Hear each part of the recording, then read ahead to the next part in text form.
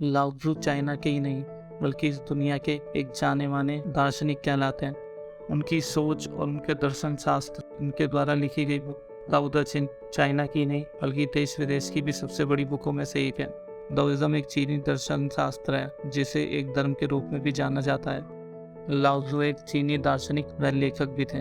लाओत्ज़ु के जीवन की कुछ अनमोल बातें जिनसे एक जीवन पूरी तरह से बदला जा सकता है और अपने जीवन को नई बुलंदियों तक पहुंचाया जा सकता है। तो वह कुछ बातें मैं आपके सामने पेश करने जा रहा हूँ। तो चलिए शुरू करते हैं। 1000 मील की यात्रा एक कदम से शुरू होती है। जल सबसे कोमल वस्तु है, फिर भी यह पहाड़ों और पृथ्वी में प्रवेश करता है। यह स्पष्ट रूप से कठोरता पर कोमलता के सिद्धांत को दर्शाता है। संतुष्ट न होने से बड़ी कोई आपदा नहीं है, लोभ से बड़ा कोई दुर्भाग्य नहीं है। यदि आप दूसरों पर विजय प्राप्त करते हैं तो आप शक्तिशाली हैं। अगर आप खुद पर काबू पा लेते हैं तो आपके पास ताकत है। जब लोग सफल होने वाले होते हैं तो अपने आप को संभालने में अक्सर असफल हो जाते हैं।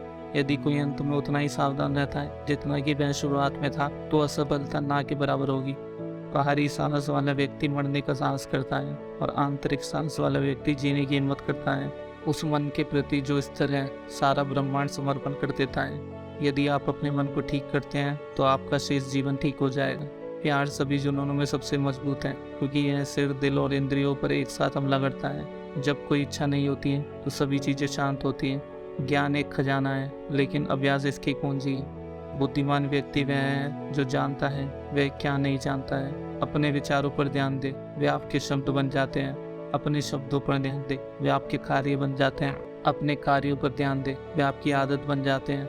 अपनी आदतों पर ध्यान दे, वे तुम्हारा चरित्र बन जाता है। अपने चरित्र को देखो, वह तुम्हारा भाग्य बन जाता है। यदि आप दिशा नहीं बदलते हैं तो आप वहीं पहुंच सकते हैं जहां आप जा रहे हैं। प्रकृति जल्दबाजी नहीं करती, फिर भी सब कुछ हो जाता है। एक बुद्धिहीन उपचार का भी समझदारी से जवाब देना चाहिए। सोचना बंद करो और कर्म के जरिए अपनी समस्याओं को खत्म करो। सभी लोग क्या सोचते हैं इसकी परवाह करोगे तो आप हमेशा उनके बंदी रहोगे। यदि आप उदास है तो आप अतीत में जी रहे हैं। यदि आप चिंतित है तो आप भविष्य में जी रहे हैं। यदि आप शांति में हैं तो आप वर्तमान में जी रहे हैं। अपने प्रतिद्वंदी को कम आंकने से बड़ा कोई खतरा नहीं है। यदि विश्व में शांति रखनी है तो राष्ट्रों में शांति होनी चाहिए। यदि राष्ट्रों में शांति रखनी है तो शहरों में शांति होनी चाहिए। यदि शहरों में शांति रखनी है तो पड़ोसियों के बीच शांति होनी चाहिए। यदि पड़ोसियों के बीच शांति रखनी है तो घर में शांति होनी चाहिए। घर में शांति रखनी है तो मन में शांति होनी चाहिए। दोस्तों, यह लाओत्ज़ु के कुछ विचार जो एक इंसान के जीवन को पूरी तरह बदल सकते हैं। अंत में मैं यही कहूँगा, मंजिल जरूर मिलेगी।